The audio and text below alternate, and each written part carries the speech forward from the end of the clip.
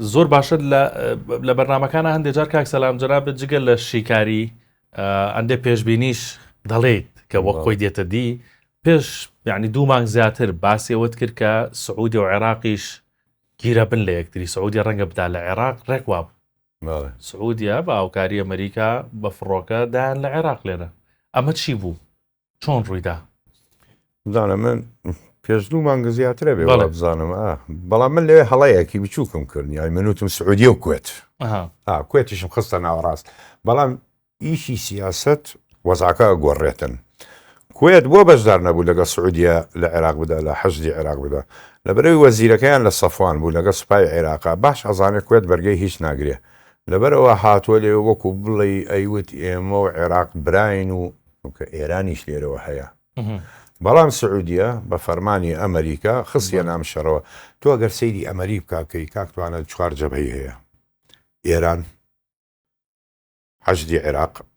چەکدارانی عێراقت هەیە، حزب الله هەیە، لەگەڵ حوثیەکانت هەیە. باشە تۆ ئەم چوارەوە بابلمەندە بیشت گیرە مەشغول ئەوە بی یان مەشغولی هرمز و ئێرانە بی. لەبەرەوە سعودیە تۆ لەگەڵ عێراقا دیێدەی لە عێراق و حوسەکان بدە حوسەکانیش بدە مەسریش پاڵە نێمە خوارەوە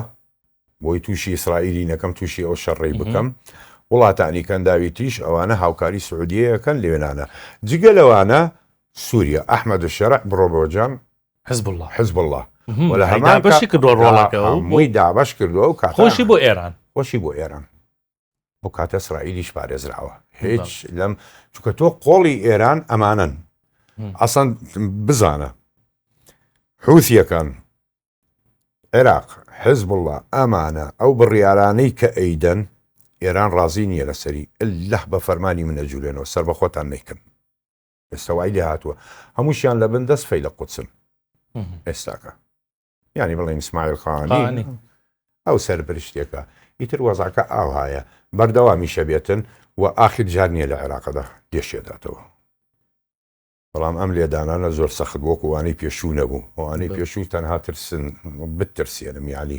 چەند شوێنێک بەڵام ئێستاگەر سەیریکەی خەسارە زۆر زۆرە. وەڵا حەزەکە بچمە سەر چەکەکانی سعودی ینی ئەوەی کە ئێستا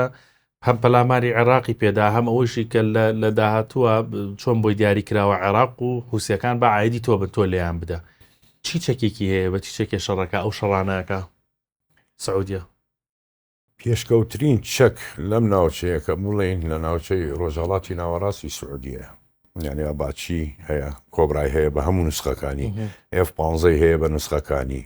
تۆرنادۆی کۆنی هەیە مەسەلەن ئەمە ئیتالیا و ئەڵمانیا و فەرەنسا و بەریتانیا کە بەشدارن لێی تۆرنادۆ ئێستش بەکاردێتن ینی بۆ شەڕەوە نییە. جگە لەوانە ئیرۆفایتەریە تایفۆن تۆ فڕۆکەت هەیە لە 90 تاکو 110 ملیۆن دۆلارە دانەی چەکی پێشکەوتووە. ئەو منزومانەی کە هەیەانێمە وتومانە مەسەلەن کراشلمێت ئەو کڵاوەی کە فڕۆکەوانی F-16 لە سەریەکاتن بای 400,000 دۆلارە. بۆ نمونە ئەگەر سەیویستی سەیری خوارەوە بکە بۆ زەوی ئەو فڕۆکەیە پێویست ناکە خۆی وەربگەڕێنێ سەی خوارەوە بکاتن هەرڕێک بەڕێکی ڕابوە سێ پەنجە بە حساسەکان لێ بە کامێرەکانی هەر بە چاو سەی خوارەوەکە پای خۆی نبینێ یەکسەر زەویە بینێتن ماوانە هەمووی پێشکەوتوە. جگەلەوە تۆ منزومەی هۆ تاست هەیە لە فڕۆکەی بڵین لە خوودەی سعودیەکانە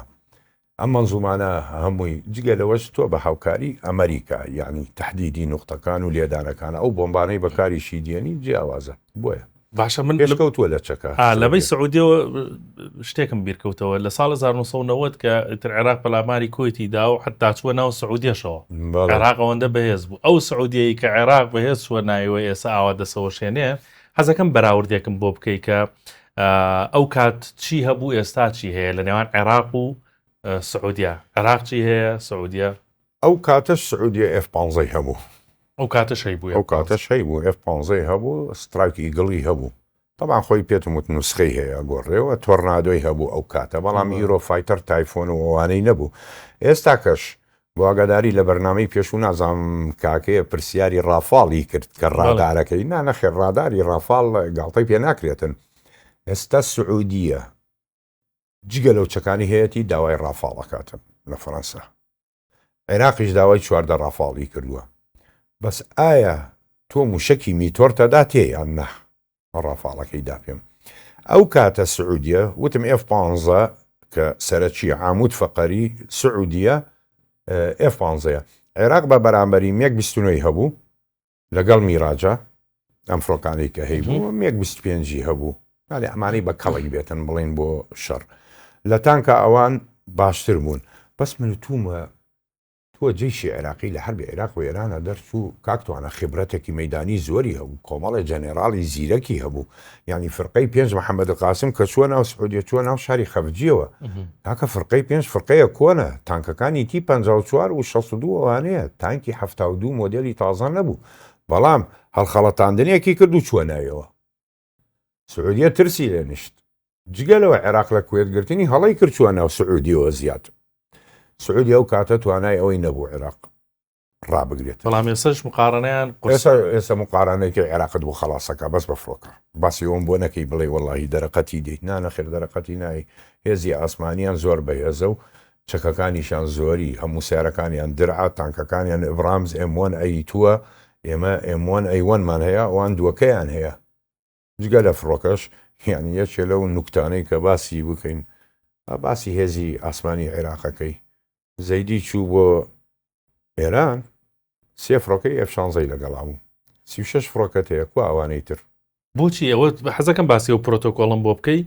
کە ئەبێت چەند فڕۆکەی لەگەڵا بێ و بۆچی سیانی لەگەڵا بوو خۆی کە دای من فڕۆکە کە ئەفرێتن پێتم و دوانە فرێتن ینی نمبەر 1 نمبەر 2 ژمارە 1 و 2 بەدەگمەن یەکێ بە تەنیا فڕێ ئەگەر بڕوا بۆ ئەستطلاع بۆ شتێ بینینی ئەگەر شەڕ نەبێ تۆ لەگەڵ ڕئیس وزەرا ڕۆیشتویتە فڕۆکەی F-16 لەو 36 فڕۆکەیە سیان یەفرێ لە بلۆک 50-52 وانەی کە هیچ واسی لێ بێنە هەر بەعمل نایە چی بەعمل نایە تۆ 2 نمبەر 1 نمبەر 2 فڕیوی بەیەکەوە ئەی ئەمە بەتەنیا چیەکە تۆ چیت لەنەوە ڕاستە ینی چیەکە ئەمەوێت تێ بگەم خۆی یعنی سیانی بەعمل دێت و لەی پۆتینکە کە چوو لە مۆسکۆوە بە ئێرانە ڕۆی بۆ ئیمارات 6 خۆی 35 لەگەڵا بوو 2 سەیری سەرۆکەکان بکە کە ئەڕۆن لای من فڕۆکە بڵین جووت ئەبێتن لە ئاسمانە ژمارە 1 و ژمارە 2 ینی بەدەگمەن یەکێ بە تەنیا ئەفرێ پێتم وت ئەڕوا بۆ استطلاع یان بۆ تێستێ یان بۆ تاقیکردنەوەی چەکێک بەڵێ لێ حربی عێراق و ئێران لە 1925 بە تەنیا ئەڕۆیی ئەفرۆکەیە کە کاکە سورعەتی 3300 لە بەرزی 20 کیلۆمەترە فرێتن ئەوە نیە وەکو F-16 بێتن مەسەلەن بۆ چوونە سەر کوێت 25 بە تەنیا ڕۆی وتیان هەڵەیە تەسویری کردیان پاکستان هەتاکو گەیشتە سنووری پاکستان فڕۆکەوانێ لەو حاڵەتانە بەس لەم حاڵەتەیە عێراق توانای ئەوەیەتی بەس ئەتوێت تۆ بەرامبەر بە تایفۆنی سعودیە ڕابوەسییان F-15کانی ئەم F-16 مستحیلە چ موشەکێ بەکاردێنێتن عێراق موشکی ساید وندەر سپارەوە ئەو جۆرانە بەکاردێنێتن هەموو شەکانە لەنەوە تویە کۆتایی پێهات مەگە بەس عێراق و بەعزە وڵاتێک ئێستا بۆ هەندێ دەوریات و کیوماڵکردنی نێشتنی داعش لە سنوورەکانی ئەو محافظانەی عێراق لە دیالە و لە تکریت و لە کەرکووک و ئەوانە بەکاری دێنێ ها بەکاری F-16 هەڵەسێنێتن بەڵام تەحەداکەم چواردانە بێکەوە هەڵسابێتن نیەتی نییە زۆر باشە مەترسیەکی تر یعنی بەرەی شەڕ لە عێراقا هەرەوە نییە کە سعودیە بۆ نمونە هێرشی کردبێ ئەو تا بەسەلەن کۆیتیش هەڕەشە و داسپیکردنەوەیان هەیە ئەردەنیش هەردوێنێ ئەردەن دەڵێت کە ئەگەر هێرش بکرێتە سەرمانێمە لە عێراق دەی ئەمە مانای چی ینی خۆی بزانە لێرە تەحالف چۆن دەست پێ کاتن سعودیە بە تەنیا بکەوێتە شەڕ دژی عێراق بۆی هەیە حەشە زەرەری پێگەیەنیە ئەوە نییە بڵێ نایگەیەنێتن یان چەکدارانی لایەنگری ئێران مەلیشەکان زەرەری پێگەێنن ئەو کاتە چێ بێ ئوردنیش داخڵە بێ بۆ هاوکاری سعودیە بە چێش ئەوە طبعاً هەمووی بە فەرمانی ئیسرائیل و ئەمریکا دێتن ئەمریکا عەبدوڵڵا بە فەرمانی ئەوانە جوولێتەوە بەڵێ ئەوانیش فڕۆکەی F-16یان هەیە توانن بەشداری ئەم شەڕە ببن و لە عێراق یعنی ئەم هەڕەشەی ئەردن جددیە یعنی ناتوانانی تۆ بە جددی 100 وەری بگری تەنها قسەیەکە چونکە خۆی تووشی ئەو چێشەیە ناکاتن تۆ لە بیرت نەچێ ئوردن لەسەر عێراقە ژێتن لە نەوت و بازرگانی و ئەوانش ئەویش بە فەرمانی بەریتانی ئەی کۆنە بەڵێ باش.